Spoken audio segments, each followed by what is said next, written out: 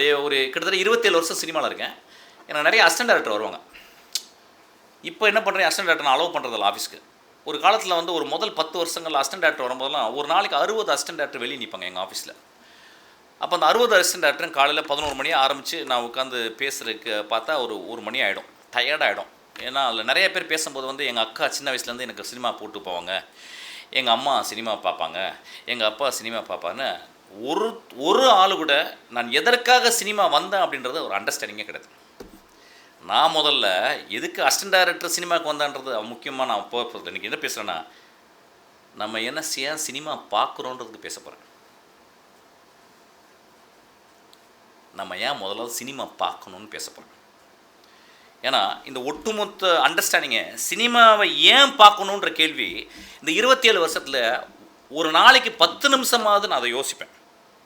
நான் ஏன் சினிமாவில் இருக்கிறேன், நான் ஏன் சினிமாவை எழுதுகிறேன், நான் ஏன் சினிமாவை நேசிக்கிறேன், என் சினிமாவை யார் பார்க்கணும், என் சினிமாவை பார்த்து முடித்த பிறகு அவங்க வீட்டுக்கு என்ன எடுத்துகிட்டு போகணும், அந்த எடுத்துகிட்டு போனது வந்து அவன் சாவும் போதும் வரைக்கும் அது இருக்குமா அப்படின்ற எண்ணம் வந்து ஒரு நாளைக்கு 10 நிமிஷம் அதை பற்றி யோசிச்சுக்கிட்டே இருக்கேன்.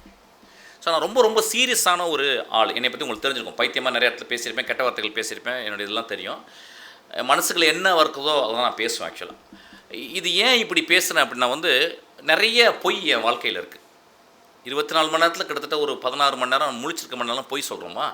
இந்த மேடைகளை அப்புறம் ரொம்ப நம்ம கவிஞர் மாதிரி ஆளுங்கள்கிட்ட பேசும்போது ரொம்ப உண்மை பேசணுன்னு ஒரு பெரிய அவா இருக்குது, பெரிய உந்துதல் இருக்குது. ஸோ ஒரு நாளைக்கு ஒரு மணி நேரம் 2 மணி நேரம் முழுமையாக உண்மை பேசுவோம் அப்படின்னு இந்த மேடைக்கு அதை தான் பேச வந்திருக்கேன். ஸோ நான் என்ன பேசுவேன் அப்படின்னா உண்மை பேசுகிறேன். ஆனால் உண்மையில் வந்து பெரிய அழகான வார்த்தைகள், உங்கள் மனசை வருடி கொடுக்குற வார்த்தைகள், உங்கள் அம்மா மாதிரி என்னை ட்ரீட் பண்ணாதீங்க. நான் ஒரு கடுமையான ஒரு பழைய காலத்து ஆள், ஒரு கிழவன் ஒரு கிழவி கலந்த ஒரு ஆள். அப்படி தான் நான் உங்கள்கிட்ட பேச போகிறேன். ஏன்னா இப்போ கொஞ்ச நேரத்துக்கு முந்தைய பேசும்போது நீங்கள் எல்லாம் சிரிச்சிங்க. ஒருங்க பேசும்போது அங்கே சிரிக்கிறீங்க அங்கே சிரிக்கிறீங்களா, எனக்கு ரொம்ப வேதனையாக இருந்துச்சு. ஏன்னா இந்த சமூகம் தான் இப்போ இங்கே இருக்க ஒரு 50 பேர் தான் இந்தியாவையே இன்னும் ஒரு 50 வருஷம் கழிச்சு ஒரு 25 வருஷம் நிர்ணயம் செய்ய போகிறீங்க. உங்கள் 50 பேரில் யாராவது ஒரு பெரிய ஆள் ஆயிடலாம், ஒரு பெரிய பாலிட்டிஷியன் ஆயிடலாம், இல்லை ஒரு பெரிய சினிமாவில் ஒரு ஆளாக வந்துடலாம், அல்லது வந்து ஒரு எழுத்தாளன் ஆயிடலாம், அல்லது வந்து ஒரு குடும்பஸ்தனாக கூட இருக்கலாம். ஆனால் உங்கள் லைஃபு ஏதோ ஒரு வகையில் இந்த உலகத்துக்கு வந்து கனெக்ட் ஆகிட்டே இருக்குது.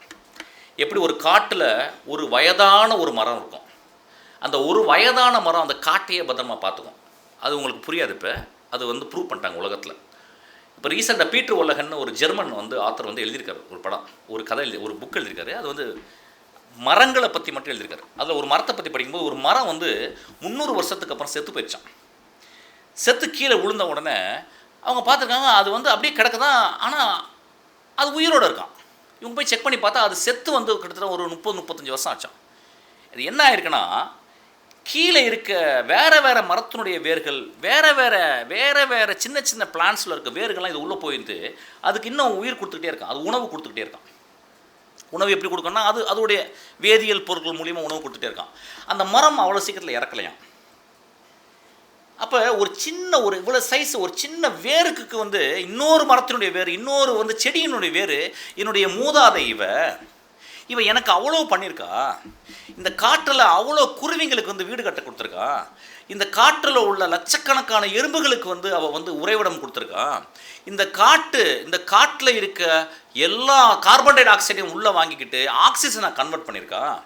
இந்த காட்டில் உள்ள பல மோசமான விளைவுகளுக்கெல்லாம் இது வந்து பாசிட்டிவாகவே இருந்திருக்கா அப்படின்னு சொல்லி அவங்களுக்கு வந்து அந்த வேர்களுக்கும் அந்த சின்ன சின்ன செடிகளும் தெரிஞ்சு அந்த பழைய மூதாதையை சாகாமல் கிட்டத்தட்ட 30-40 வருஷம் பார்த்துக்கலாம். அதுக்கப்புறம் அந்த மூதாதை செத்து போன பிறகு மண்ணோட மண் மக்கி அந்த புதுசாக வளர்கிற மரங்களுக்கும் செடிகளுக்கும் உரமாக மாறிடுச்சான். ஸோ ஒரு மரம் ஒரு சமுதாயத்தில் தான் வாழ்ந்த இந்த இயற்கையை எப்படி பத்திரமாக பாற்றுக்கொள்கிறது, எப்படி வந்து இந்த இயற்கை என்னை படைச்சது, நான் வெளியே வந்தேன், நான் என்ன கொடுக்குறேன் அப்படின்றது. ஸோ ஒரு மரத்தை விட எனக்கு ஒரு பெரிய டீச்சர் யாருமே இல்லை. நீங்களும் நாளைக்கு ஒரு மரமாக இருக்கணும்னு நான் ஆசைப்பட்றேன். ஆனால் நம்ம அப்படி கிடையாது. நம்ம வந்து நம்மளுடைய நம்ம வாழ்க்கையில் நடந்துக்கிற விதமோ, நான் வந்து உங்களுக்கு அட்வைஸ்லாம் சொல்லலை. நான் உங்கள் அப்பா அம்மா கிடையாது. ஃப்ரீ அட்வைஸ் டெய்லி காலைல, அப்பா நல்லா இருக்கணும்ப்பா, அம்மா அட்வைஸ் சொல்லுவாங்க, போனோமா வந்தோமா இருக்கணும்ப்பா, ரோட்டில் போகும்போது என்னென்னமோ நடக்கும்ப்பா, நீ நேராக பார்த்த வாக்கில் வரணும்ப்பா, ஒரு ஆக்சிடெண்ட்டில் யாரோ ஆகும்ப்பா, நீ இறங்கி கூட பார்க்கக்கூடாதுப்பான்னு அம்மா அப்பா சொல்லுவாங்கல்ல, அந்த அம்மா அப்பா கிடையாது. நான் ஒரு கடுமையான ஒரு ஆசிரியன், கடுமையான மூர்க்கத்தனமான ஒரு யோகி. நான் அப்படி தான் உங்கள்கிட்ட நான் பேச போகிறேன். ஸோ நம்ம சினிமாவை தூக்கி ஓரமாக குப்பையில் வச்சுருவோம். நீங்கள் சினிமாவை எப்படி பார்க்குறீங்கன்னா, நான் பார்க்குறேன் எப்படின்னா, காலையில் எழுந்திரிச்சோன்னே உங்கள் சினிமா ஆரம்பிக்குது. எப்படி எழுந்திரிச்சோன்னே முதல்ல போயிட்டு நீங்கள் கண்ணாடியை பார்ப்பீங்கல்ல, உங்கள் தலைமுடி இப்படி இப்படி பண்ணுறீங்க பார்த்தீங்களா, அங்கேருந்து சினிமா ஆரம்பிக்குது. அங்கே யார் இருக்கான்னா, உங்களுக்கு பிடிச்ச ஆக்டர் இருக்கான், இல்லை உங்களுக்கு பிடிச்ச ஆக்ட்ரஸ் இருக்கான், அங்கேருந்து சினிமா ஆரம்பிக்குது. அதுக்கப்புறம் அம்மா உள்ளேருந்து டே அம்மா எதுமா அப்படின்றீங்களா, அங்கே ஒரு வில்லன் இருக்கான், ஒரு சினிமாவில் பார்த்த வில்லன் இருக்கான். அதுக்கப்புறம் அவங்க அப்பா டே நீ ஆஃபீஸில் கொண்டு போய் விட்டுருப்பேன், அப்பா அவங்களுக்கு டைம் இல்லையா, வேறு வேலை இல்லையா எனக்கு அப்படின்னு சொல்லும்போது, இந்த சினிமாவில் எடுத்தறிஞ்சு பேசுகிற கதாநாயகர்கள் நிறைய பேர் இருக்காங்க, கதாபாத்திரங்கள் நிறைய பேர் இருக்காங்களா, அவன் இருக்கான் அவங்களுக்குள்ள. அதுக்கப்புறம் மத்தியானம் மச்சான் எங்கடா மச்சான் இருக்க, அவனை மச்சான் இருப்பான், அவன் ஒருத்தன் இருப்பான் மச்சான் இருப்பான், அவன் ஏன் மச்சான் கூப்பிட்றேன்னே தெரியல, அவன் ஒருத்தன் மச்சான் இருப்பான். அந்த மச்சான் சொல்லுவான், மச்சான் அவன் புது தலைவர் ஒரு படம் வந்திருக்கட்டும், நம்ம போகலாம்டா. அப்படியாடா போகலாமாடா அப்படின்னு கேட்க மாட்டேங்க. அது என்ன படம், யார் படம், அப்பா அம்மா கஷ்டப்பட்டு 150 ரூபா கொடுக்குறாங்களே, அந்த 150 ரூபாயை கொண்டு ஒரு மிக முக்கியமாக ஒரு செயலாக மாட்டணும் அப்படின்னு நீங்கள் நினைக்க மாட்டீங்க. தலைவர் படம், உங்களுக்கு தலைவர் இருக்கும். எப்படின்னா நீங்கள் 10 வயசு வந்தவுடனே உங்களுக்கு தலைவர் ஆரம்பிச்சிடும். உடனே என்ன பண்ணுவாங்க, அந்த படம் போனீங்கன்னா நீங்கள் 20 படம் அந்த தலைவர் படம் பார்த்தீங்கன்னா 20 படம் ஒரே படமாக இருக்கும். 20 படமும் ஒரே படமாக இருக்கும். அவன் எதுக்கு சண்டை போடுறான், அவன் எதுக்கு 2 பொண்ணை லவ் பண்ணுறான், அவனை எதுக்கு 4 பொண்ணுங்க லவ் பண்ணுது, அவன் ஏன் மரத்தை சுற்றிக்கிட்டு இருக்கான், அவன் ஏன் அதப்பா பேசுகிறான், அவன் ஏன் மரியாதை இல்லாமல் தலையில் வழுக்க தலையாக இருக்குன்னு ஒரு தலையை அடிக்கிறான். அந்த காமெடியெல்லாம் பார்த்துருக்கீங்களா? இதுதான் இந்த சமுதாயத்தில் படமாக எடுக்கப்படுகிறது. இதை தான் நீங்கள் உருவாகுறீங்க, இதை தான் பார்க்குறீங்க, இது தான் ஸ்டைல் ஆக்குறீங்க. உங்கள் ஹேர் ஸ்டைலில் உங்களுக்கு பிடிச்ச ஒரு கதாநாயகன் இருக்கான். இந்த சினிமா இப்படி தான் நீங்கள் பார்க்குறீங்க, இந்த சினிமா இப்படி தான் வளர்றீங்க. அப்போ சினிமாவை என்ன பார்க்குறீங்க, அப்புறம் ஒரு வயசுக்கு வந்த பிறகு இங்கிலீஷ் ஆங்கில வார்த்தை தெரிந்த பிறகு என்டர்டெயின்மெண்ட் ஒரு வார்த்தை தெரிஞ்சுக்கிறீங்க. இப்போ என்டர்டெயின்மெண்ட் அப்படின்னா போர் அடிக்காமல் காலத்தை கடத்துறது, நேரத்தை கடத்துறது. நம்ம நேரத்தை கடத்தாமல் இந்த வாழ்க்கை வாழ்கிறோமான்னு சொல்லுங்கள். இங்கே எத்தனை பேர், இப்போ நான் காலைல வந்து பேசின உடனே எத்தனை பேர் சும்மா போகிறவங்க இங்கே உட்காந்து பொழுதுபோக்குறக்கா எத்தனை பேர் வந்திருக்கீங்க? உங்கள் பொழுதுபோக்குறதுக்கு 150 ரூபா கொடுத்து தான் நீங்கள் தேட்டருக்கு போகணுமா? ஒரு மரத்தடியில் உட்கார முடியாதா? ஒரு தேவாலயத்துக்குள்ளே உட்கார முடியாதா? ஒரு கோவிலில் உட்காந்து ஒரு நந்தியை பார்க்க முடியாதா? ஒரு மாஸ்க்கு வெளியே இருந்து அதுக்கு மேலே டோம் மேலே இருக்க இந்த பிறையை உத்து பார்க்க முடியாதா? இரவில் ஒரு நிலவை உத்து பார்க்க முடியாதா? எதுக்கு நம்ம தேட்டருக்கு 150 ரூபா கொடுத்து பொழுதுபோக்கு போகிறோம்? சாராய கடைக்கு போகிறாங்க, கோவிலுக்கு போகிறாங்க, இதெல்லாம் நினச்சிக்கிறீங்களே ரொம்ப சின்சியராக போகிறாங்கன்னு. கிட்டத்தட்ட இவங்களும் பொழுதை தான் போக்குறாங்கன்னு நினைக்கிறேன். ஆக்சுவலாக பொழுதை போக்குறதுக்கு ஏன் தேட்டருக்கு போகணும்? நம்ம பொழுது இப்படி இருந்தாவே போய்கிட்டே இருக்கு, அது பாட்டுக்கு போய்கிட்டே இருக்கு பொழுது. நான் ஏன் பொழுதுபோக்குறதுக்கு ஒரு தேட்டரில் போய் உட்காந்து 150 ரூபா கொடுத்து ஒரு அலசல், பக்கத்தில் யாருன்னே தெரியல, இங்கே ஒருத்தங்க இருக்கிறாங்க, இங்கே ஒருத்தங்க இருக்காங்க, ஏதோ ஓடுது, நாதல்லாஸ்னு ஏதோ ஓடுது, அதுக்கப்புறம் கஞ்சா அடிச்சா மூஞ்சில் வீங்கிச்சுன்னு ஏதோ ஒன்று ஓடுது, என்னமோ ஓடுது, அதுக்கப்புறம் பார்க்குறமே எதுக்கு 2 மணி நேரம் 2.5 மணி நேரம் உங்களுடைய ப்ரீஷியஸான டைமை எதுக்கு அங்கே போய் போக்கணும்னு கேட்குறேன். அப்போ நீங்கள் ஸ்கூலுக்கு போகிறது, காலேஜ் போகிறலாம் பொழுதுபோக்க தான் போகிறீங்களா? உங்கள் காலத்தை இப்படி தான் செலவழிக்க போகிறீங்களா? ஸோ ஒரு சினிமாவை நம்ம எப்படி பார்க்கணும்? என்டர்டெயின்மெண்ட் மீன் பொழுதுபோக்குதல். என்டர்டெயின்மெண்ட்க்கு மீனிங் இங்கிலீஷில் எப்படின்னா, அந்த வார்த்தை எப்படி வந்துச்சுன்னா டெனுவர்ன்ற வார்த்தையிலேருந்து வருது. when you என்டர்னா என்டர்டெயின்மெண்ட்ன்ற வார்த்தை கிரீக்லேருந்து வந்த வார்த்தை, கிரீக் லாட்டின் ரூட். டெனுவர்னா நீ உள்ளே ஒரு இடத்துல போய் உட்கார்ந்துருக்கும் பொழுது உன் கழுத்தை பிடித்து இருக்க வேண்டும், அதான் டெனுவர். உன்னை அப்படியே பிடிச்சி அசையாமல் உன்னுடைய கவனத்தை ஒரு எல்லையில் ஒரு புள்ளியில் வச்சுருக்கிறது தான் என்டர்டெயின்மெண்ட். ஸோ என்டர் அண்ட் டெனுவர், இதை கிட்டத்தட்ட ஒரு 45 காலமாக இதை நான் இந்த யோசிச்சுக்கிட்டே இருக்கேன், திரும்பி சொல்லிக்கிட்டே இருக்கேன், நிறைய என்னுடைய பேச்சில் சொல்லிக்கிட்டே இருக்கேன். Very word entertainment comes from the Latin root tenure, which means you enter into the theater or enter into the theatrical space where you see some spectacle and you get riveted. இதுதான் entertainment. இப்படியாப்பட்ட ஒரு entertainment தான் நீங்கள் 150 ரூபா கொடுத்து பார்க்குறீங்களா? நீங்கள் படம் பார்க்கும்போது செல்லை ஆஃப் பண்ணுறீங்களா? நீங்கள் படம் பார்க்கும்போது பக்கத்தில் இருக்கவன் படம் பார்க்கும்போது விசில் அடிக்காமல் இருக்கீங்களா? படம் பார்க்கும்போது வந்து மோசமான ஒரு நகைச்சுவை நடக்கும்போது அது வந்து எள்ளி அப்படியே ஐயே ஆன்னு கத்தாமல் இருக்கீங்களா? ஸோ சினிமா என்ன பண்ணுது? ஸோ சினிமாவை எப்படி நான் பார்க்க போகிறேன்னா பொழுதுபோக்க போகிறீங்க. என் படங்களுக்கு பொழுதுபோக்க வராதிங்க. இப்போ வந்தவுடனே என்னை கேட்டார், ட்ரெயின் எப்போ வரும்னு கேட்டார். நான் என் ட்ரெயின் படம் வருது. அப்போ எப்படியாப்பட்ட படம் உங்களுக்கு பிடிச்சிருக்காருன்னு கேட்டார். ஒரு கவிஞர் கேட்குறாரு. கவிஞர் எப்படி கேட்குறாருன்னா சும்மா கேட்க மாட்டார். அப்புறம் அந்த கவிஞன்ட்ட பொய்யும் சொல்ல முடியாது. இப்போ நீங்கள் சொன்ன மாதிரி அப்புறம் பொதுவாக அதுவும் சூஸ் பண்ண ஓகே சார் நல்லா இருக்கு சார், நல்லா வந்திருக்கு சார் அப்படின்னு சொல்ல முடியாது. இந்த 2 வருஷத்தில் என் நண்பர்கள் எனக்கு தெரிஞ்சவங்க எல்லாரும் படம் எப்படி வந்திருக்குன்னு தான் கேட்டிருக்காங்க. ஒரு கவிஞன் கேட்குறான் என்னை பற்றி, நீங்கள் எடுத்த படம் உங்களுக்கு பிடிச்சிருக்கான்னு கேட்குறான். அது என்னை வந்து ஒரு நிமிடம் என் மூச்சை அப்படியே நிறுத்துது. என் கழுத்தை பிடிச்சி என்டர்டைன்மெண்ட் பண்ணுது. நான் அவங்க ஸ்பேஸில் என்டர் ஆகிட்டேன். டெனோர் என்னை கழுத்தை பிடிச்சிருச்சு. நான் அப்படியே 2 நிமிஷம் அப்படியே பார்த்தேன். பார்த்து சொன்னேன், ஐயா நான் எடுத்த படம் மிகச்சிறந்த படம் அல்ல ஐயா. அந்த படத்தை நான் அந்த படத்தை பண்ணுறதுக்கு நான் உபயோகப்படுத்தின சில உபகரணங்கள், அப்புறம் எனக்கு ஃபார்ம் அப்படின்ற ஒரு லாங்குவேஜ், சினிமாவுடைய லாங்குவேஜ் இல்லை, அது இந்த படத்தில் கொஞ்சம் கற்றுருக்கேன்யா. அதனால் இந்த படம் மிகச்சிறந்த நியாயமான படமானு எனக்கு தெரியலை, ஆனால் நியாயமான வேலை செஞ்சுருக்கேன்யான்னு சொன்னேன். என்னால் ஈஸியாக வந்து நல்லா சொல்லிக்க முடியாது. 22 வருஷம் 27 வருஷம் சினிமாவில் இருக்கேன். 20 வருஷம் நான் டேரக்டராக மட்டுமே இருக்கேன். அப்போ ஏன் அந்த மனிதன் கேட்கும்போது நான் ஏன் அந்த மாதிரி ஒரு வார்த்தையை சொல்லணும் அப்படின்னா, ஒரு கவிஞன் அவன் எப்பொழுதுமே கையில் ஒரு ஊழியை வச்சுக்கிட்டே இருக்கான். அவன் எதை பார்த்தாலும் உடனே ஒரு முன்னால் வந்து ஒரு கருங்கல்லாக இருக்குது. உடனே அந்த இருக்கிற தருணத்தில் அவன் அதை வந்து செதுக்கி ஒரு பெரிய சிலையை வடிவமாக பார்த்துட்டு தான் விடுறான். ஒரு படிமமாவோ ஒரு குறியீடாவோ ஏதோ ஒரு வகையாக அதை பார்த்துட்டு அதில் வந்து கொஞ்சம் நேரம் தன் மனத்தை அதில் வந்து செலுத்தி அதை வந்து பார்க்காம ஒரு கவிஞன் இயங்காமல் இருக்க மாட்டான். அப்படித்தான் நானும் 2 வருஷம் இயங்கினேன். ஒரு ட்ரெயினை அப்புறம் நான் அவர் சொன்னேன், ஏன் ட்ரெயினில் பணம் எடுத்தாங்க அப்படின்றத நானாக கேட்டுக்கிட்டேன். சொல்லும்போது நான் வந்து 300 - 600 வாட்டி ட்ரெயினில் போயிருக்கேன். அந்த ட்ரெயின் போகும்போதெல்லாம் அந்த ட்ரெயினை பார்க்கும்போது எனக்கு எப்படி இருக்கும்னா, ஒரு பெரிய ராட்சச புழு வயிற்றில் சுமந்துக்கிட்டு, நிறைய குழந்தைகளை சுமந்துக்கிட்டு அப்படியே தவந்து போய் ஒரு இடத்துல துப்புது அப்படின்றத நான் புரிஞ்சுக்கிறேன். நான் சின்ன வயசுலேருந்து நான் பார்க்குறேன். ஒரு பெரும் ராட்சச புழு குழந்தைகள் ஏறின உடனே குழந்தை வந்து வயிற்றுப்புள்ளை ஆக்கி அதை கொண்டு போயிட்டு துப்பி வெளியே விடுது. பத்திரமா ஒரு இடத்துலேருந்து ஒரு இடத்த கொண்டு போய் விடுது அப்படின்றத நம்புகிறேன்.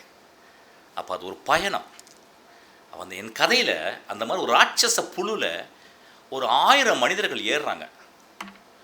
ஏறி இறங்குற இடத்துல பத்திரமாக இறங்குறாங்க. நிறைய பேர், சில பேர் இறந்துடுறாங்க.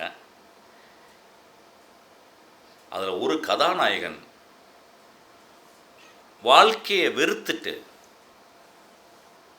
இறப்பை நோக்கி பயணப்பட்டுக்கு இருக்கவன், இனி வாழ்க்கையில் எந்த ஒரு காரணமும் இல்லை எனக்கு வாழ்கிறதுக்கு அப்படின்றவன் ஏறுறான். தன்னுடைய மனைவியினுடைய கல்லறையில் போயிட்டு கடைசியாக ஒரு செடியை வச்சுட்டு செத்து போயிடலான்னு நினச்சவன் ஏறினவன், அந்த புழுவின் வயிற்றுக்குள் நடந்த நிறைய விஷயங்கள் நடக்குது. அதில் அவனும் ஈடுபட்டு போய் தன்னை மறந்து அந்த புழுவின் வயிற்றுலேருந்து வெளியே இறங்கும்போது அந்த அனுபவம், அந்த பயணம் அவனுக்கு வந்து ஒரு வாழ்க்கையை கற்றுத்தருது. அந்த வாழ்க்கை எப்படியாப்பட்ட வாழ்க்கையை கற்றுத்தருதுன்னா, அவன் கடைசியில் சொல்கிறான், இந்த ட்ரெயினில் நான் ட்ராவல் பண்ணலை, இன்றைக்கி நான் இந்த மனிதர்களை நான் சந்திக்கலை அப்படின்னா என் வாழ்க்கை வந்து நாசமாக போயிருக்கும், என் வாழ்க்கை மோசமாக போயிருக்கும், நான் இறந்து கூட போயிருக்கலாம். இந்த பயணம் எனக்கு வாழ்க்கையை கற்றுக் கொடுத்தது, இந்த பயணம் நான் எப்படி வாழ வேண்டும் என்று கற்றுக் கொடுத்தது அப்படின்றத சொல்கிறோம். அதுதான் நான் கடைசி கிளைமேக்ஸ். அந்த படத்தை பார்க்கும்போது, அந்த படத்துக்கு பார்க்க வந்த மனிதர்கள் இருக்காங்க பார்த்தீங்களா, இது வந்து ஒரு ராட்சச புழுவா, ஒரு இரும்புனால் செய்யப்பட்ட புழுவா. தியேட்டர் என்ன, அது ஒரு பெரிய சர்ச்சு, பெரிய மசூதி, பெரிய ஆலயம், நம்ம அம்மாவனுடைய கருவறை. உலகத்தில் தூக்கத்துக்கு அப்புறம் விழிப்பிலே அதிகமாக இருட்டில் இருக்க ஒரே இடம் தியேட்டர். தெரியுமா உங்களுக்கு? தூக்கம் கண்ணை முன்னே தூங்கிறீங்க, உங்களுக்கு தெரியாது நீங்கள் இருட்டில் இருக்கீங்களான்னு. ஆனால் தியேட்டரில் 150 ரூபா எடுத்துக்கிட்டு போயிட்டு, ஐயா ஒரு இருட்டு கொடுங்கயான்னு கேட்குறீங்க. அந்த இருட்டை காசு கொடுத்து வாங்கிட்டு போய் உட்கார்ந்த உடனே அப்படியே எல்லாத்தையும் ஆஃப் பண்ணி, கதவெல்லாம் ஆஃப் பண்ணி, செல்லெல்லாம் ஆஃப் பண்ணி உட்காந்து அப்படியே பார்க்குறீங்க. அப்படியே இருட்டுக்குள்ள ஒரு வெளிச்சம் வருது. நண்பர்களே, ஒரு வெளிச்சம் உங்கள் கண்ணை கொடுத்து உங்கள் வாழ்க்கையை வெளிச்சப்படுத்துறதுக்கு தான் கலை. அந்த கலையில் ஒரு அம்சம்தான் இந்த திரைப்படங்கள் பார்த்தல். நீங்கள் சொல்லலாம், என்னடா சார் இன்றைக்கி புதுசாக ஒரு டெஃபினேஷன் சொல்கிறாரு அப்படின்னா, வாழ்க்கையில் நமக்கு டெஃபினேஷனே இல்லாமல் வாழ்ந்துக்கிட்டே இருக்கோம். எந்த கேள்விகளும் நம்மளுக்கு இல்லை, பதில்கள் நிறைய இருக்குது. சமூகம் அந்தந்த வகையில் அந்தந்த இடத்துல ஒவ்வொரு பதிலையும் சொல்லிக்கிட்டே இருக்குது. அந்த பதிலை கேட்டுட்டு அதை வாங்கி உள்ள அந்த பதில் சரியா தப்பான்னு கேட்காம நம்ம பாட்டு போய்கிட்டே இருக்கோம். இப்போ நிறைய பேர் உள்ளே வந்தாங்கல்ல, இன்றைக்கி உள்ளே வந்தவங்களுக்கு நான் இன்றைக்கி கொடுத்துட்டு தான் போவேன். இப்படி படத்தை நாளைக்கு போகும்போது 150 ரூபா எடுத்துக்கங்க. இன்றைக்கி மெட்ராஸில் ஓடுற எந்த படமாவது உங்கள் வாழ்க்கையில் வெளிச்சம் தரப்போகிறதா அப்படின்றது எப்படி தெரிஞ்சுக்க போகிறீங்க அப்படின்னா, ஒரு குதிரை பந்தயத்துக்கு நீங்கள் போனீங்கன்னா, இன்றைக்கி இல்லை குதிரை பந்தயம் இல்லை, அந்த காலத்தில் குதிரை பந்தயத்தில் போகும்போதெல்லாம் என்ன பண்ணுவாங்கன்னா, அந்த குதிரையை யார் ஓட்டுறா, அந்த குதிரை எங்கேருந்து வந்துச்சு, அந்த குதிரையினுடைய அம்மா யார், அந்த குதிரையை வளர்க்குற இடம் எங்கே இருக்குது, அந்த குதிரை என்ன சாப்பிடுது, அந்த குதிரைக்கு வாரம் என்ன மது கொடுக்குறாங்க, அந்த குதிரையை பார்த்துக்கிற அந்த ஒரு மனிதருடைய வயசு என்ன, அந்த குதிரையினுடைய பெடிகிரி என்ன, அந்த குதிரையுடைய தலைமுறை என்ன அப்படின்னு கேட்டுட்டு தான் சூதாடுவாங்களாம். ஒரு நல்ல சூதாடியே ஒரு குதிரையை பற்றி தெரிந்தவருக்கு தான் அவன் காசு போடுவான். ஆமாம், காசு போட்டால் தான் காசு வரும், இல்லைன்னா போயிடும். எத்தனை பேர் ஒரு திரைப்படத்தை ஒரு சூதாட்டம் ஆடுறதுக்கு இவ்வளோ கேள்வி கேட்குறாங்க. ஒரு அறிவான குழந்தைகள், நீங்கள் அறிவான மனிதர்கள், அறிவான நம்ம இருக்கும்போது எத்தனை திரைப்படங்களை இந்த படம் யார், இந்த படம் எடுத்தவன் யார், இந்த படத்தில் நடித்தவன் யார், இதுக்கு முன்னாடி என்ன மேன்மையான படம் கொடுத்துருக்கான், இந்த படத்தை நான் பார்க்கும்போது என் அம்மாவிட்ட நான் எப்படி நடந்துப்பேன், இந்த படத்தை பார்க்கும்போது நான் காதலிட்ட நான் எப்படி நடந்துப்பேன், இந்த படத்தை பார்க்கும்போது என் தந்தையிடம் எப்படி நடந்துப்பேன், இந்த படத்தை பார்க்கும்போது என் வீட்டுக்கு முன்னால் ஒரு செருப்பு தைக்கிறேன் அவன்கிட்ட நான் எப்படி நான் மரியாதையாக பேச போகிறேன், இந்த படத்தை பார்க்கும்போது நான் ஆட்டோ டிரைவர் இறங்கும்போது அவன் முதுகை எப்படி தடவி கொடுக்க போகிறேன், இந்த படத்தை பார்க்கும்போது ஒரு குழந்தையை நீ சிரித்தவனை நான் எப்படி குழந்தையாக சிரிக்க போகிறேன் அப்படின்னு ஒரு படம், திரைப்படம் உங்களுக்கு சொல்லிக் கொடுக்குற படத்தை நீங்கள் யோசிச்சு போயிருக்கீங்களா? இது வரைக்கும் போயிருக்கமா? காலையில் ஒரு ட்ரெஸ் எடுத்து போடுறீங்க, குளிக்கிறீங்க, நேராக போய் அந்த ட்ராவை திறக்கிறீங்க, அந்த பீரோவை திறக்கிறீங்க, அந்த வார்ட்ரோபை திறக்கிறீங்க, ஒரு 8 ட்ரெஸ்ஸு அம்மா அப்படியே மடித்து துவைச்சி வச்சுருக்கா. வசதியான வீட்டில் அயன் பண்ணியிருக்கோம், வசதி இல்லாத வீட்டில் அன்போடு அதை மடித்து வச்சுருப்பா அம்மா. அது அயனிங்கோடு நல்லாயிருக்கும். அதோட சுருக்கம் நீங்கள் வயசாகி போய் கண்ணாடியில் பார்க்கும்போது அந்த சுருக்கம் அந்த சுந்தரத்தில் இருக்கும், ஒளிஞ்சிக்கிட்டு இருக்கும். அப்போ ஒரு ட்ரெஸ்ஸு, அந்த 8 ட்ரெஸ்ஸுலேருந்து ஒரு ட்ரெஸ்ஸை எடுக்கிறீங்களே, அந்த ஒரு கலர், அந்த கலர் தான் அன்னைக்கு காலையில் இருக்க உங்கள் மூடு. நீங்கள் கிரே கலரில் எடுத்திங்கன்னா அன்றைக்கி நீங்கள் ரொம்ப சோகமாக இருக்கிறீங்க. கருப்பு கலர் எடுத்திங்கன்னா உங்களுக்கு நிறைய ப்ராப்ளம் இருக்குது. சிகப்பு கலர் எடுத்திங்கன்னா உங்கள் உடம்புல தகத்தகன்னு ஏதோ எரியுது. பச்சை கலர் எடுத்திங்கன்னா உங்களுக்குள்ள ஒரு பெரிய இயற்கை உங்களுக்குள்ள அப்படி அமைதி இருக்குது. ஒரு வெள்ளை எடுத்திங்கன்னா உங்களுக்குள்ள அன்றைக்கி காந்தி எந்திரிச்சிருக்கான். ஒரு ப்ளூ எடுத்திங்கன்னா வானத்தை பார்த்துருக்கீங்க, வானம் உங்களுக்குள்ள பூந்துருக்கு. ஒரு வீரோட 8 ட்ரெஸ்ஸை எடுக்கிறதுல ஒரு 2 செகண்டில் இவ்வளோ விஷயம் உங்கள் ஆழ்மனத்துக்குள்ளே இருந்து அதை தேர்ந்தெடுக்கிறீங்க அப்படின்னா, ஒரு திரைப்படத்தை தேர்ந்தெடுக்கும் போது எப்படி தேர்ந்தெடுக்கிறீங்கன்னு கேட்குறேன். கமலஹாசனும் இளையராஜாவும் கவிஞர் கண்ணதாசன்ட்டு போனாங்களாம். போயிட்டு என்ன பண்ணாங்களாம், சார் ஒரு படம் சார், குருடனை பற்றி சார், அதுக்கு ஒரு சிச்சுவேஷன் சார் அப்படின்னாங்களாம். ஒன்று சிச்சுவேஷன் சொன்னாங்களாம். சிச்சுவேஷன் சொல்லும்போது, இல்லைப்பா ஒரு நிமிஷம் இல்லைப்பா, குருடனை பற்றி கதை சொல்லிட்டீங்க, சிச்சுவேஷன் சொல்லிட்டீங்க, அவனை ஒரு பெண்ணு காதலிக்கிறான், அப்புறம் இவன் பார்க்குறான் அப்படின்னு. அந்த படத்துக்கு பேர் என்னப்பா, நான் பேர் எழுதி தானே எழுதுனேன். இல்லைங்க சார் அப்படின்னு இளையராஜாவும் கமலும் பார்த்துக்கிட்டாங்களாம். பார்த்துட்டு, இல்லை கவிஞரே, கிட்டத்தட்ட 2 மாதமாக நாங்கள் வந்து அந்த டைட்டில் என்ன பேர் வைக்கிறது படத்துக்கு தெரியாமல் கஷ்டப்பட்டுக்கிட்டு இருக்கோம். அடப்பா ஏன்ப்பா உடனே வந்திருக்குமே அப்படின்னு. என்னென்னு குருடன் தானே, அப்போ ராஜபார்வைன்னு வையினாராம். இவங்க 2 பேரும் புரியல என்னென்னு. அவன் தான் கண்ணு தெரியாதவன் தான் தலையை தூக்கி ராஜா மாதிரி நடந்து போவான் அப்படின்னா நான் அந்த ராஜா சொன்னேன். நண்பர்களே, ரொம்ப அழகான வாழ்க்கை நம்மளுக்கு கொடுக்கப்பட்டிருக்கு இந்த இயற்கையால், நம்ம அம்மா அப்பானால். பெரும் கருணையோடு இந்த இரவு இந்த மாலை நீங்கள் இங்கே வந்திருக்கீங்க. ஒரு பெரிய கவிஞருடைய ஆசீர்வாதத்தோடு இந்த இடத்துல நீங்கள் இருக்கிறீங்க. இந்த இரவு, இந்த சாயங்காலம் நீங்கள் போகும்போது இந்த இரவு ஒரு 10 நிமிடம் நீங்கள் யோசிச்சிங்கன்னா உங்கள் லைஃபு அப்படியே டயமெட்ரிக்கலி ஆப்போசிட்டாக மாறிடும். இல்லை வழக்கம் போல் நான் என்டர்டெயின்மெண்ட்டுக்கு போகிறேன், பொழுதை கழிக்காதீங்க. பொழுதை கழியாத ஒரு இடத்துக்கு ஒரு நாள் போக போகிறீங்க, 5 அடி பள்ளத்துக்குள்ளே. அங்கே பொழுதும் கிடையாது, விழுதும் கிடையாது, வெளிச்சமும் கிடையாது, இருட்டும் கிடையாது. அது ஒரு பயங்கரம். அது ஒரு ஒளியில்லா ஒளி, இருளில்லா இருள். அது அப்புறமால பொழுதை கழிச்சிக்கலாம். அது இயற்கை உங்களுக்கு வச்சிருக்கு. இந்த டைமில் பொழுதை கடிக்கக்கூடாது. தூக்கம் கூட உங்களுக்குள்ளே அந்த பிரெயின், அந்த மூளை தூங்கும்போது கூட உங்களை வந்து ட்ரீம்ஸ் மூலியமாக உங்களை விழிப்பில் வச்சுக்கிட்டே இருக்கு.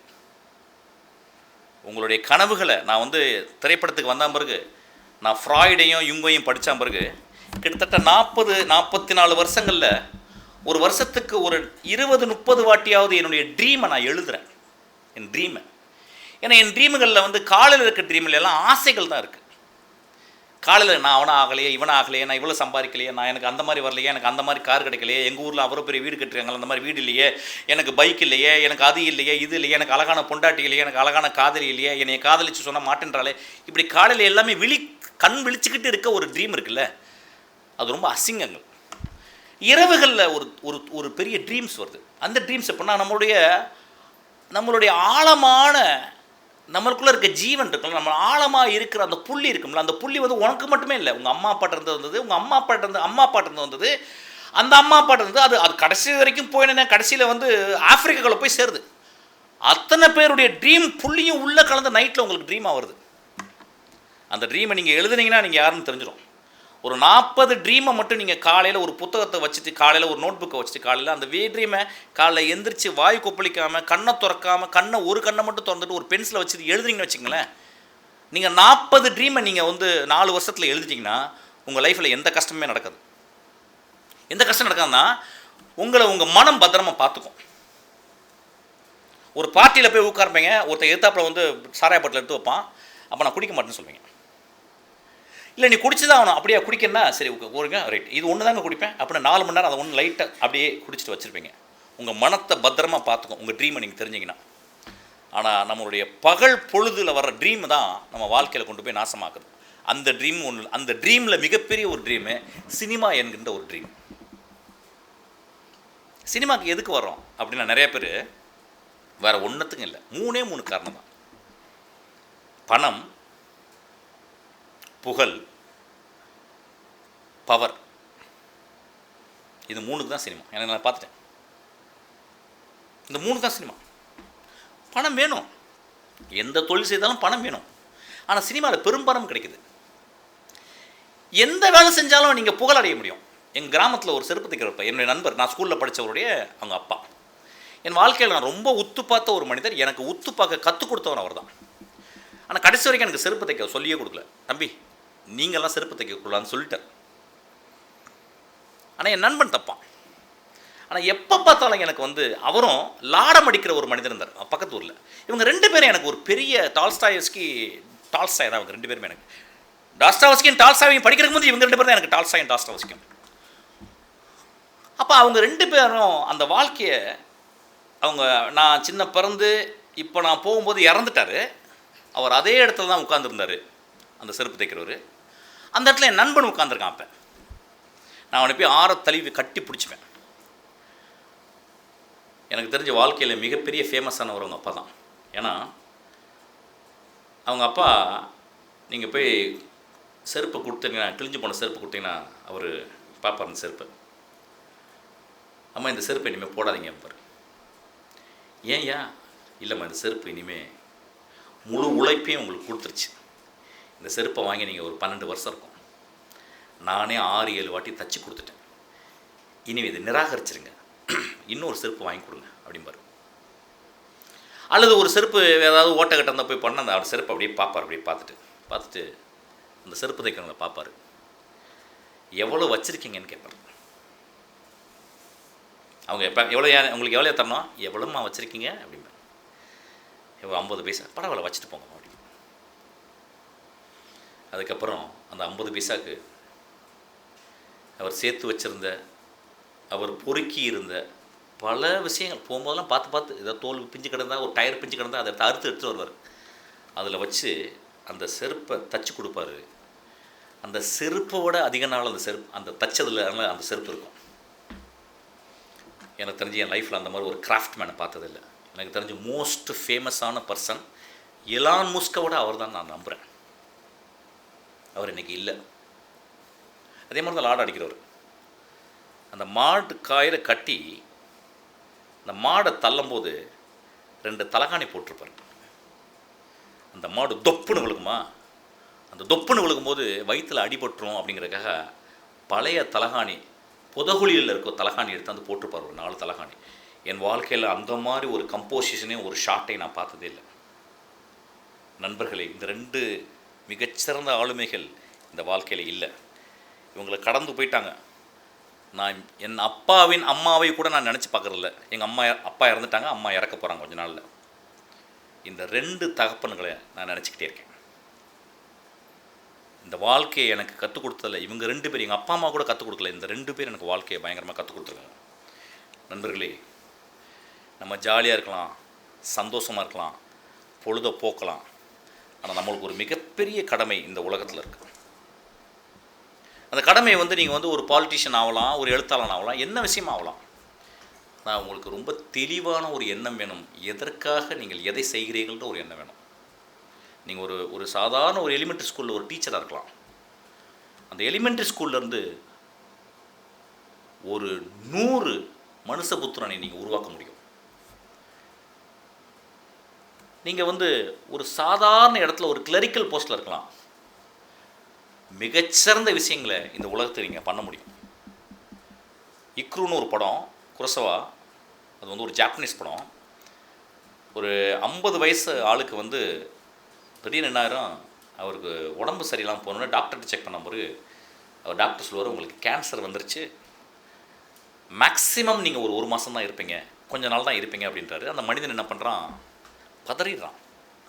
அது வரைக்கும் அந்த ஆஃபீஸில் ஒரு அரசு துறையில் இருக்க ஒரு கிளர்க். அவன் அப்படியே ஃபைலாக இருக்கும். அவன் காலையில் எதுக்கு வர்றான், எதுக்கு வேலை செய்ய, பொழுதை போக்குறான். அந்த 58 வருஷத்தை பொழுதை போக்கிட்டான். 50 வருஷத்தை போக்கிட்டான். கிட்டத்தட்ட 30-40 வருஷம் போக்கிட்டான். இன்னும் ஒரு 18 வருஷம் தான் இருக்குது. அப்போ தான் அவனுக்கு இது வாழ்க்கையில் தெரியுது, ஒரு மிகப்பெரிய விபத்து நடந்துருச்சு, எனக்கு நான் இறக்க போகிறேன் கொஞ்ச நாளில் அப்படின்னோடனே அவனுக்கு ஒன்றும் புரியல. அவன் அந்த இறப்பு என்ன பண்ணலான்னா, இது வரைக்கும் நான் வாழ்க்கையில் பண்ணாதது நிறைய விஷயங்கள் இருக்குன்னு நிறைய போய் குடிக்கிறான். நான் இங்கேருந்து ஃப்ரான்ஸுக்கு போகிறேன். ஃப்ரான்ஸில் போயிட்டு எதுக்கு போகிறேன், ஃப்ரான்ஸ் இங்கேருந்து ஒரு கடுமையான ரொம்ப ஏழ்மையான குடும்பத்தில் பிறந்திருக்கேன். என் லைஃபினுடைய மிகப்பெரிய உச்சம் மோனாலிசாவை பார்க்கணும் அப்படின்னு நான் போகிறேன். இங்கேருந்து ஃப்ரான்ஸுக்கு போகிறேன். அந்த எல்லாம் பார்த்து லூவரில் பார்த்து ஒரு தனியான ஒரு பெரிய அறை, அந்த அறையில் கிட்டத்தட்ட ஒரு 400 பேர் நிற்கலாம். அந்த அறையை நோக்கி போய்க்கிருக்கோம். எல்லாரும் போகிறாங்க, எல்லாரும் வந்துக்கிறங்க. என்னமோ இந்த பெரிய ஒரு கோவிலுக்கு போகிற மாதிரி எல்லாம் போய்க்கிருக்காங்க. அப்போ எல்லாம் மோனாலிசா போனால் கதவை திறக்கிறாங்க. கதவை திறந்தா ஏற்கனவே ஒரு 400 பேர் உள்ளே இருக்காங்க. நாங்கள்லாம் முண்டி அடித்து உள்ளே போனால் மோனாலிசா ஒரு செவத்தில் இருக்காங்க. எல்லோரும் 2 செல்ஃபி எடுத்துக்கிறாங்க. எனக்கு ரொம்ப வருத்தமாயிடுச்சு. நான் எல்லாரையும் ஒதுக்கிட்டு மோனாலிசாவை போயிட்டு ஒரு மணி நேரம் அப்படின்னு நின்று பார்த்துக்கிட்டே இருந்தேன். உங்களை உலகத்தில் இருக்க யாரோ செல்ஃபி எடுக்க வரைக்கும் நீங்கள் வேலை செய்யுங்க, செல்ஃபி எடுக்காதீங்க. எனக்கு ரொம்ப போர். என்னை செல்ஃபி எடுத்து நீங்கள் என்ன பண்ண போகிறீங்க? உங்கள் நண்பர்கிட்ட 2 நிமிஷம் பேச போகிறீங்க. இந்த உலகத்தை புரட்டி போடணும் உங்கள் படங்கள். உங்கள் அம்மா சாகும்போது, எங்கள் அம்மாவை நான் பார்த்து ரொம்ப நாள் ஆச்சு. நான் ஒரு 3 வருஷத்துக்கு ஒருத்தர் தான் பார்ப்பேன். எங்கள் அம்மா சினிமாவுக்கு போனது எங்கள் அம்மாவுக்கு பிடிக்கல. என்ன எங்கள் அம்மாட்ட வந்து வெளியே வரும்போது நான் ஒரு பெண்ணை காதலிச்சு அம்மாட்ட கேட்டேன். அம்மா வந்து கூடாதுன்ட்டாங்க. நான் அம்மா விட்டு வெளியே நடந்து வந்துட்டேன். போட்ட சாபமோ என்னமோ தெரியல, நான் வந்து என் மனைவியோடய நான் சேர்ந்து வாழ முடியல. ரொம்ப தங்கமானவங்க என் மனைவி, பிரிஞ்சுட்டாங்க. நானும் பிரிஞ்சுட்டேன். எனக்கு ஒரு அருமையான ஒரு வாழ்க்கையின் மிகப்பெரிய உன்னதமான ஒரு முத்தை எனக்கு கொடுத்துட்டு நாங்கள் பிரிஞ்சுட்டாங்க. அந்த முத்து தான் என்னுடைய குழந்தை. அப்போ நான் போன வருஷம் எங்கள் அம்மாவை பார்க்க போயிருந்தேன். ஒரு நாள் ஃபோனில் ஏதோ பேசுகிறாங்க, எனக்கு புரியலை. சென்னையிலேருந்து ஒரு 20 நண்பர்கள் என் ஊரில் இருக்க இன்னொரு நண்பனுடைய கல்யாணத்துக்கு போயிருக்காங்க. அப்போ ரோட்டில் போயிட்டே இருக்கும்போது அந்த 20 பேர்கிட்ட என் நண்பன் சொன்னானா, அந்த ஒரு வயசான ஒரு அம்மா வராங்களா, யார் தெரியுமா அப்படின்னாங்களா. உடனே அவங்க சொல்லியிருக்காங்க, இவர் மிஷ்கினுடைய அம்மான்னு. அந்த 20 இளைஞர்களும் எங்கள் அம்மா காலில் விழுந்து கும்பிட்டுருக்காங்க. எங்கள் அம்மா ஃபோனில் அழுகுறாங்க.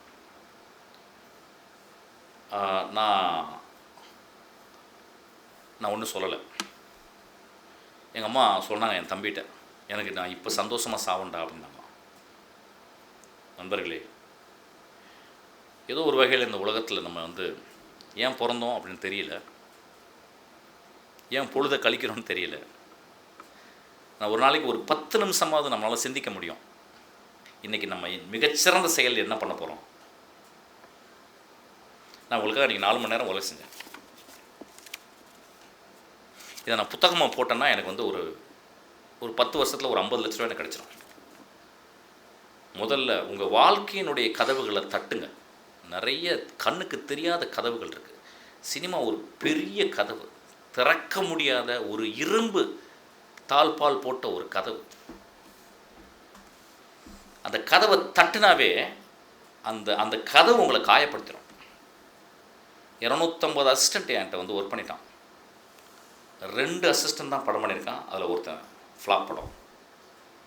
248 அசிஸ்டர்கள் எங்கே இருக்கிறாங்கன்னு தெரியல. வயசாகி, குழந்தை பெற்று, வழுக்கத்தலையாகி, என்னையோட வயசாகி போயிருக்கிறாங்க.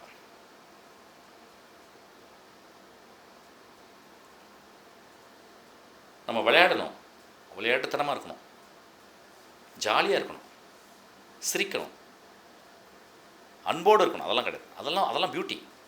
அதற்கு மீறி இந்த உலகத்தில் நம்ம ஏன் பிறந்தோம் அப்படின்ற கேள்வி என்றைக்கு ஒரு நாள் இருந்துகிட்டே இருக்கணும். இந்த உலகத்துக்கு நான் முத சொன்ன மரம், ஒரு காட்டையே ஒரு மரம் பார்த்துக்குதுன்னா நம்மளால் எவ்வளோ பார்க்க முடியும், எவ்வளோ எக்ஸ்ட்ராடினரி பர்சனாக நீங்கள் உங்களால் ஃப்ளவர் ஆக முடியும். அப்படி ஒரு எக்ஸ்ட்ரான ஒரு ஃப்ளவரிங் பிளேஸ் தான் சினிமாவும். ஆனால் அதுக்கு முந்தைய வாழ்க்கையில் நீங்கள் எப்படி இருக்கிறீங்கன்றது பேசணும். உங்கள் மொழியை இப்போ நீங்கள் ஈவினிங் பார்த்தீங்கன்னா, மொழி நான் கேட்குறேன், ஒரு மொழி எல்லாமே தோராயமாகவே இருக்குது. ஒரு கிராமத்தில் போயிட்டு, நீங்கள் மெட்ராஸில் போயிட்டு, சார் இந்த இடத்துக்கு எப்படி சார் போகணுன்னா, நீ அந்த லெஃப்ட்டில் போயிட்டு ரைட்டில் போப்பா அப்படின்பா. சார் ரைட்டில் போய் எடுங்க சார், ரைட்டில் போய் திரும்பி லெஃப்ட் எடுப்பா, லெஃப்ட் எடுத்தால் போட அங்கே கேட்டுக்குப்பா அப்படின்றான். நான் கிராமத்தில் போனால் ஒரு டீ கடையில் போய்ட்டு, ஐயா நான் வந்து இந்த மாதிரி ஒரு இடத்துக்கு போனேன். அப்படியா, நீங்கள் போயிருக்கீங்களையா? இல்லைங்க, போனதில்லை, தான் முதல் தடவை. அப்படிங்களா? டேய் நீ இல்லை, நான் வந்துடுறேன், ஓட்டுங்க. அந்த வண்டி மேலே ஏறி அந்த இடத்துக்கு கொண்டு போயிட்டு அந்த வீட்டில் இறங்கி விட்டு, அம்மா ஐத்த இந்த உங்களை பார்க்க வந்திருக்காங்க அப்படின்னு சொல்லிட்டு வருமா. எவ்வளவு அன்பு, பேரன்பு உங்கள் மேலே. உங்களை யாருன்னே தெரியாது. நீங்கள் என்ன கொடுக்க, எதாவது காஃபி வாங்கி தர போகிறீங்களா, இல்லை அவனுக்கு எதாவது பண்ண போகிறீங்களா? ஒரு மனிதன் என் ஊருக்குள்ளே வந்திருக்கான், அந்த மனிதன் வழி தவறி போயிடக்கூடாது. அவனை பத்திரமாக கொண்டு போய் சேர்ப்பது நான் இன்று வாழ்க்கையில் வாழ்ந்ததுக்கு வந்து ஒரு காரணம் அப்படின்ற மாதிரி. மனிதர்களை நம்மெல்லாம் வழி தவறி போய் தான் இந்த வாழ்க்கையில் பிறந்திருக்கோம். வழி தெரியாமல் நம்ம தெரிஞ்சுக்கிட்டே இருக்கோம். 2 பெரிய அகலமான கண்கள் இருந்தும் நம்மளை விட பெரிய குருடர்கள் யாருமே இல்லை. அப்போ முதல்ல நம்ம கண்களுக்கும், நம்மளுடைய அறிவுக்கும், நம்மளுடைய இருதயத்துக்கும் நம்ம முதல்ல வெளிச்சத்தை உருவாக்கணும். அந்த 6 கண்களை முதல்ல திறக்கணும். திறந்த ஒரு 6000 கண்கள் இருக்குது இந்த உலகத்தில். அந்த கண்களெல்லாம் திறக்க வைக்கணும். ஒரு பௌத்தன் போல, ஒரு முகமது போல, ஒரு கிறிஸ்துவ போல அதுக்கு தான் நம்மலாம் பிறந்திருக்கோம். அதுக்கு தான் எந்த வேலையும் செய்கிறோம். காசு சம்பாதிக்கிறதுக்கா ஒரு வேலை செய்தீங்கன்னா உங்களோட ஒரு கோழை யாருமே இல்லை. 56 வருஷம் நீங்கள் வந்து அப்படியே ஒரு இடத்துல ஏதோ ஒரு வேலைக்கு உங்களுக்கு பிடிக்காத வேலை செய்வீங்களா? 72 தொழில் பண்ணியிருக்கேன். 72 தொழில் பண்ணேன். எனக்கு ஒன்றுமே பிடிக்கல. அதுக்கப்புறம் ஒரு நாள் ரொம்ப தோல்வியாகி குழந்தை பிறந்துருச்சு. குழந்தைக்கு பால் வாங்க காசு கிடையாது. ஒரு நாள் 2 மணிக்கு என் மனைவி எழுந்து பார்த்தா குழந்தைக்கு ஜுரம் அடிக்குது, ஆஸ்பத்திரிக்கு போகணுங்க அப்படின்றா. நான் பாக்கெட்டில் கை விடுறேன், 75 பைசா இருந்துச்சு. இரவு 2 மணிக்கு அந்த நான் தங்கியிருந்த இடம் அத்திப்பேட்டுன்னு ஒரு இடம், வானகரம் பக்கத்தில், என் குழந்தைய தூக்கிக்கிட்டு அப்படியே ஒரு வேஷ்டியை கட்டிக்கிட்டு இருட்டில் போகிறேன். என்னன்னு தெரியல, இருட்டு, என் வாழ்க்கையே இருட்டு, ரொம்ப சிம்பாலிக்காக இருக்கும். நீங்கள் விட்னஸ்ன்ற ஒரு படத்தில் பார்த்தீங்கன்னா அந்த ஃபஸ்ட்டு ஷோவில் வந்து ஃபியூஜிட்டிவ்ன்ற படத்தில் இருட்டுக்குள்ளே போவான். அதுதான் அந்த கதாநாயகனுடைய முதல் ஆக்டில் எப்போயுமே இருட்டு. எனக்கு இருட்டு அப்படியே தெரிஞ்சுது.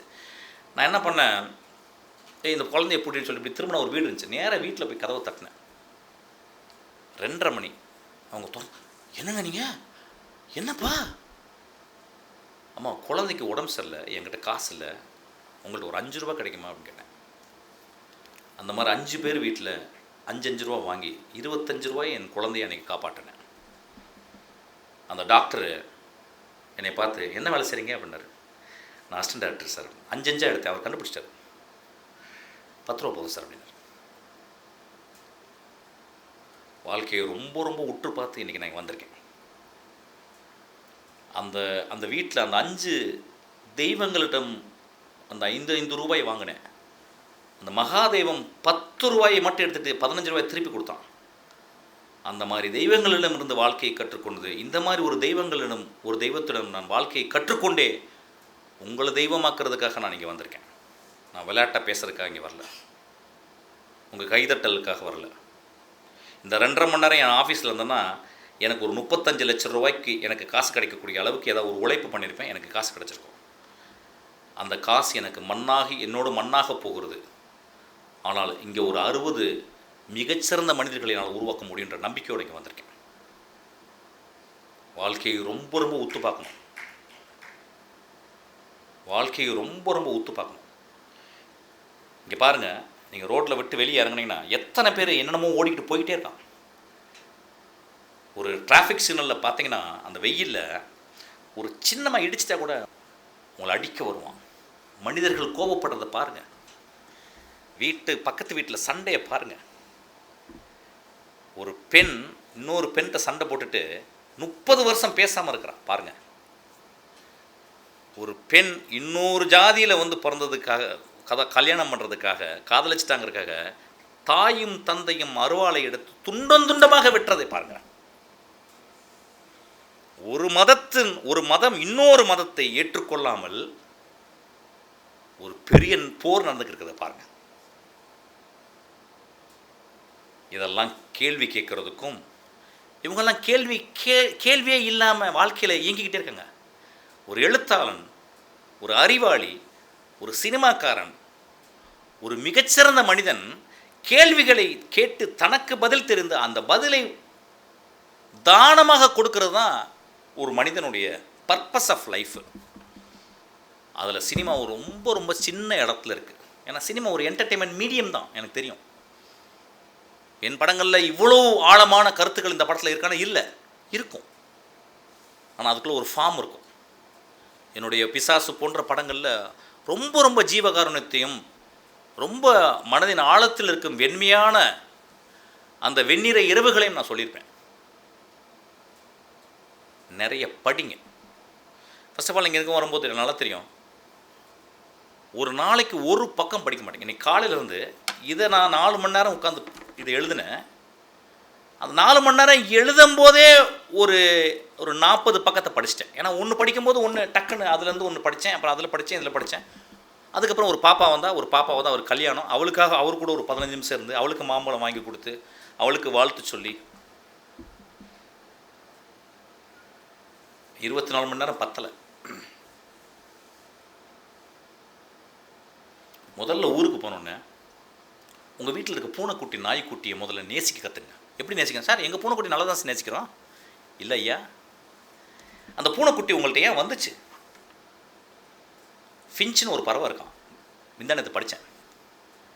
ஃபின்ச்னு ஒரு பறவை இருக்குது. டார்வின் அதை பற்றி எழுதியிருக்காரு. எவல்யூஷனில் ஃபின்ச்சுடைய மூக்கை பற்றி எழுதுறாரு. அதாவது அந்த பறவை கொத்தி கொத்தி கொத்தி அந்த காட்டில் இருக்க, அந்த பர்டிகுலர் காட்டில் இருக்க விதை, எந்த விதை ரொம்ப ஸ்ட்ராங்காக இருக்கோ அந்த விதைக்குள்ளே தான் உணவு, நல்ல நல்ல உணவு இருக்குது. எந்த விதை ஸ்ட்ராங்காக இருக்கோ அந்த விதைக்குள்ளே தான் உணவு, நல்ல உணவு இருக்குது. அதில் நல்ல சத்தான உணவு இருக்குது. ஏன்னா இயற்கை என்ன பண்ணுது? சத்தான பொருளை பாதுகாக்கிறதுக்காக கடுமையான ஒரு விதையை மேலே கவர் ஒன்று கொடுக்குது. ஆனால் அந்த பறவை அதை நம்பி இருக்குது. அதை போய் என்ன பண்ணுது? உடைக்குது. அப்போ அந்த மூக்கு அதனுடைய அந்த அழகை பரிணாம வளர்ச்சியில் மாறிட்டே வருதான். அப்போ அந்த ஃபின்ச்சை பற்றி நிறைய டார்வின் பேசுகிறார்.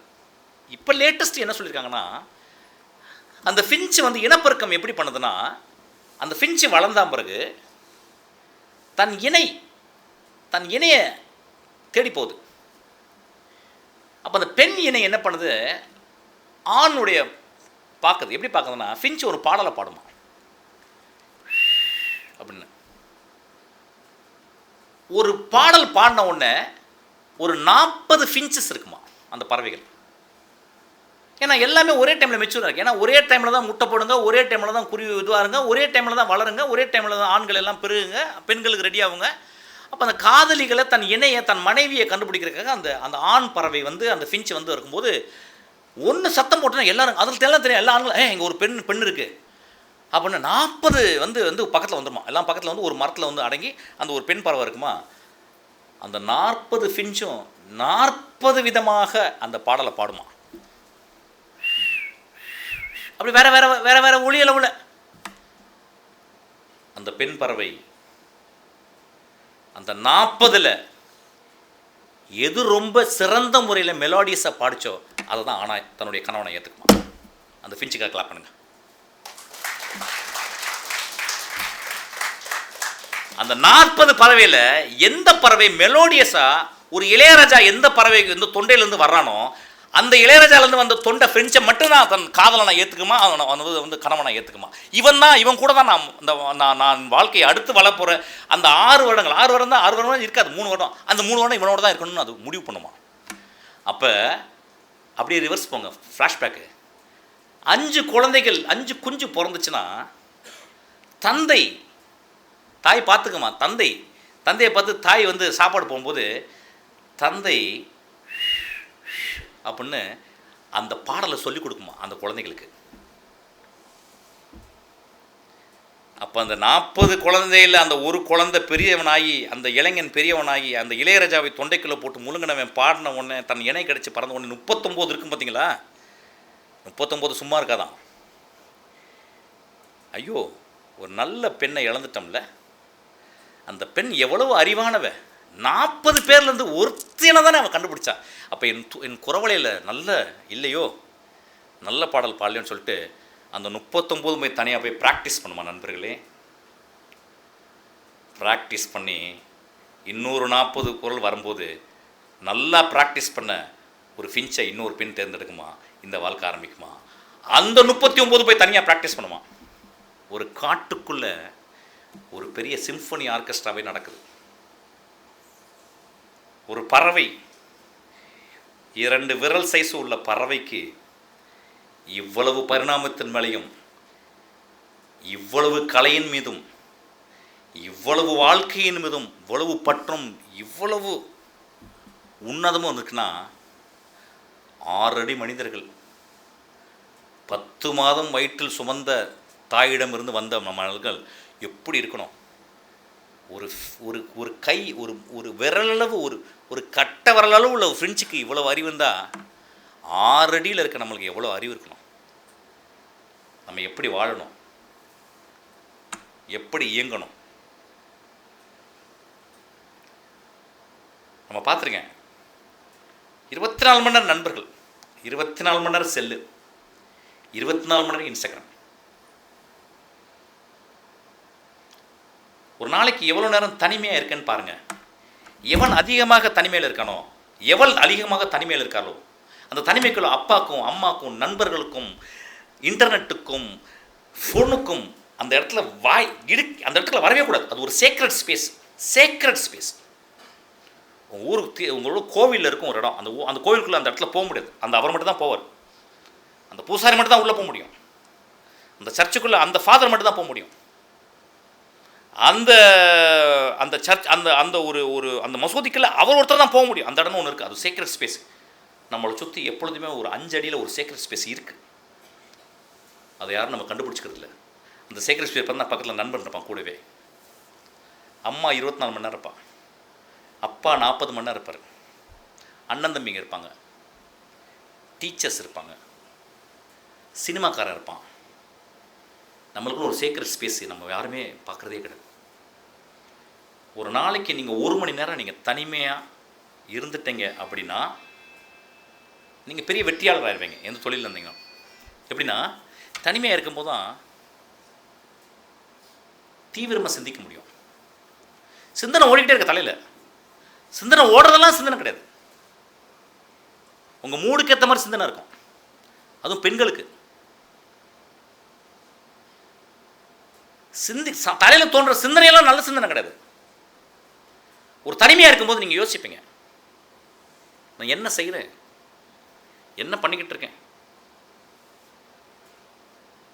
அப்போ நான் வந்து இப்போ 72 தொழில் செஞ்சு நான் யோசிக்கிறேன், ஒரு நாள் என்ன பண்ணுறேன், என் வாழ்க்கையை எப்படி இருக்குது, என் குழந்தைக்கு ஒரு 5 ரூபாய் என்னால் சம்பாதிக்க முடியலையே, ஆனால் அதெல்லாம் நல்லது. என் குழந்தைய அளவுக்கு ஒரு 5 ரூபா கூட என்னால் வாங்க முடியலன்னா ஏன்னா நான் கடுமையான உழைப்பாளி. எனக்கு தெரிஞ்சு 44 வருஷத்தில் இந்த இந்த இந்த இந்த சினிமாவுக்கு வந்து 27 வருஷத்தில் ஒரு நாளைக்கு நான் 4 மணி நேரத்துக்கு மேலே தூங்கினது கிடையாது. என்னைக்காவது ஒரு நாள் ரொம்ப அசதியாக மயக்கத்தோட ஒரு 7 ஹவர் 8 ஹவர் தூங்கிடுவேன். எந்திரிச்ச மாதிரி கில்ட்டாக இருக்கும். ஏன்னா நான் இன்னும் 60 வருஷத்துக்கு படிக்க வேண்டிய புத்தகங்களை வாங்கி வச்சுருக்கேன். 60 வருஷத்துக்கு படிக்க வேண்டிய புத்தகம் வாங்கி வச்சுருக்கேன். நான் சம்பாரித்த காசில் ஒரு விழுக்காடு கூட நான் வந்து என்னுடைய சேமிப்பில் இல்லை, எல்லாத்தையும் நான் புத்தகமாக வாங்கியிருக்கேன். அப்போ நான் யோசிக்கிறேன் வந்து என்னடா பண்ணேன், நான் வந்து 72 தொழில் பண்ணிட்டேன், 71 தொழில் இல்லை, இப்போ குழந்தை கூட. அப்போ தான் ஒத்து பார்க்குறேன் என்ன எனக்கு தேவை, ஏன் எனக்கு தொழில் பிடிக்கல. நான் சோம்பேறி கிடையாது, எந்த தொழில் செஞ்சாலும் மிகச்சிறந்த வேலை செய்வேன். எந்த வேலை செஞ்சாலும் ஒரு செருப்பு ஒரு இடத்த போய் தொடங்கன்னா இப்போ விட்டிங்கன்னா என்ன, ஒரு பாத்ரூம் தொடக்க சொன்னா என்னை மாதிரி நீங்கள் தொடக்கவே முடியாது. ஏன்னா நான் படிச்சிருக்கேன், மிகச்சிறந்த ஒரு மனிதனுடைய ஒரு லெட்டரை படிச்சிருக்கேன். அமெரிக்காவினுடைய அதிபர் மிகச்சிறந்த ஆளுமை ஆப்ரஹாம் லிங்கனுடைய அப்பா வந்து ஆப்ரஹாம் லிங்கனுக்கு எழுதுறான், மகனே நீ இப்பொழுது பட்டணத்தில் இருக்கிறாய், ஒரு சிட்டியில் இருக்க, என்ன வேலை இருக்குன்னு எனக்கு தெரியல, ஆனால் உனக்கு சொல்கிறேன் மகனே, ஒரு கக்கூசனை கூட்டுறதா இருந்தால் கூட அமெரிக்காவில் ஒன்னே மாதிரி யாரும் கூட்டிடக்கூடாதா, அப்படி கூட்டணும்டா அப்படின்றார். அந்த தகப்பனுக்கு கிளாப் அடிங்க.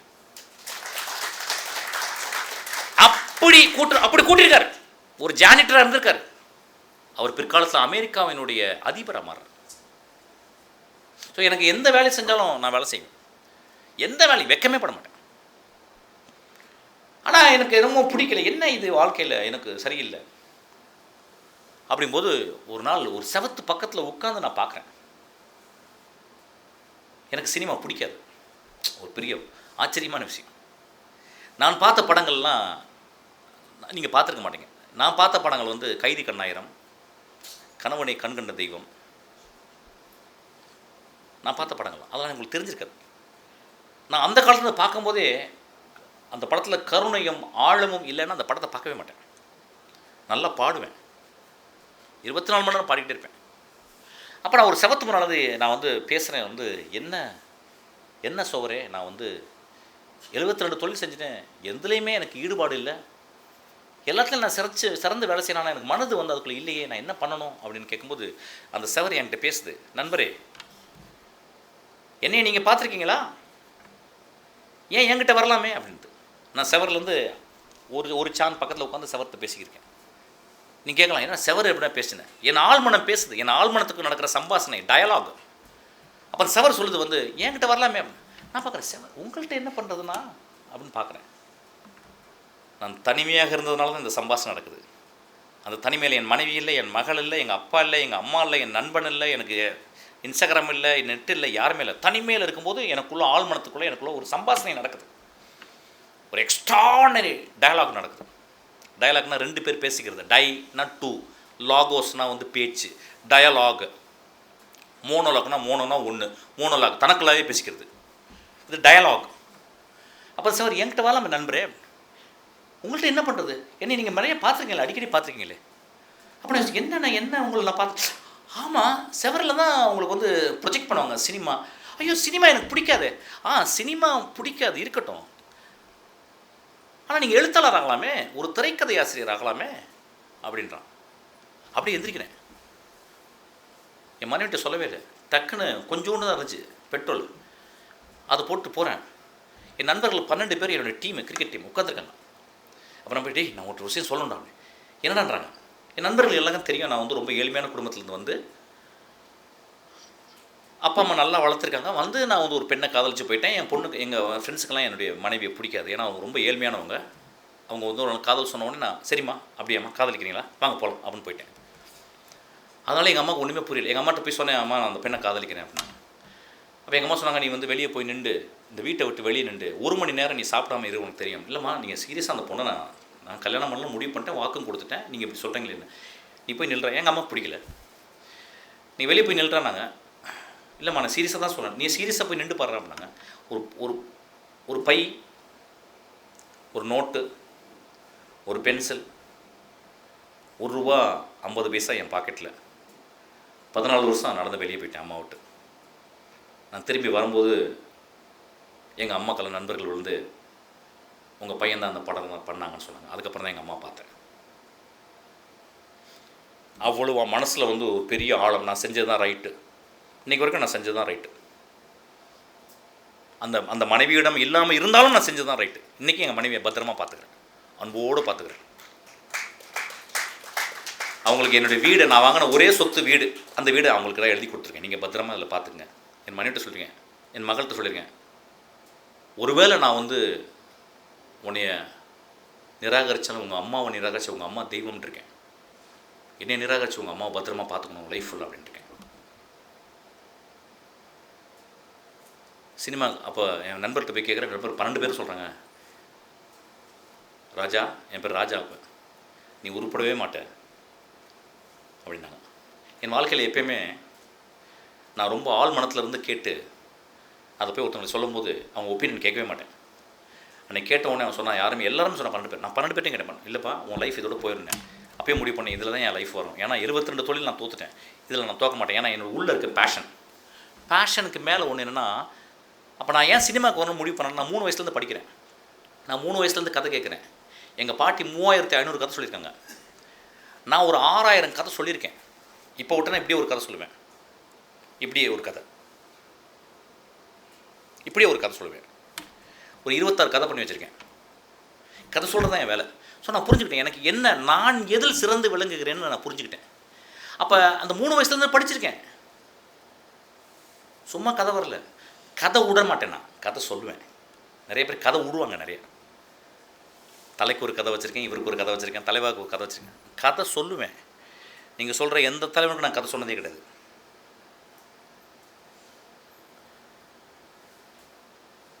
அப்போ நான் வந்து நேராக என்ன பண்ணுறேன், சினிமாக்குள்ளே வரணும்னு முடிவு பண்ண உடனே நேராக இருந்துச்சு போய் நின்றுட்டு, லுங்கியை கட்டிட்டு போய் நின்று நேராக அந்த ஒவ்வொரு கம்பெனியாக போய் நிற்கிறது இருக்குல்ல, அப்புறம் ஷார்ட் ஃபிலிம் எடுக்கிற இந்த பிச்சையெல்லாம் நான் பண்ணுறதே இல்லை. எங்கே சினிமாவை அதிகமாக இருக்கும் புத்தகங்கள் எங்கே இருக்குன்னு பார்த்தேன். லைப்ரரியில் இல்லை. லேண்ட்மார்க்குன்னு ஒரு புத்தக கடையில் நிறைய சினிமா பற்றி புத்தகங்கள், வெளிநாட்டு புத்தகங்கள் இருந்துச்சு. அதை நான் பார்த்துருக்கேன். அங்கே வேலைக்கு சேர்ந்தேன். 1.5 வருஷம் 100 புத்தகங்களை நோட்டில் காப்பி பண்ணிக்கிட்டேன். 1.5 வருஷத்தில் 150 திரைக்கதைகளை நான் படித்தேன். 50 உலகத்தின் மிகச்சிறந்த தியேட்டர் பிளேஸ் படித்தேன். அங்கே தான் டேவிட் மாவட்டை கண்டுபிடிச்சேன், அங்கே தான் குப்ரிக்கு கண்டுபிடிச்சேன், அங்கே தான் குரோசாவா கண்டுபிடிச்சேன், அங்கே தான் எல்லா ஆளுமைகளையும் கண்டுபிடிச்சேன். இது போக நான் படித்தது, இது போக நான் பார்த்த மிகச்சிறந்த படங்கள், மகேந்திரன் படங்கள், ஸ்ரீதரனுடைய படங்கள், திருலோகச்சந்தருடைய படங்கள், இதெல்லாம் எனக்கு அப்படியே மனப்பாடம். நடித்து சொல்லுவேன். எங்கள் அம்மா அப்பா கேட்பாங்க, நடித்து சொல்லுறான்னு, நான் நடித்து அப்பயே சொல்லுவேன். அப்போ நான் முழுக்க ஒரு சினிமாவுக்கு தகுதியாக நான் என்னை வளர்த்து கொண்டேன். இருந்தேன். அதனால தான் சினிமாவின் கதவை போய் தட்டினேன்.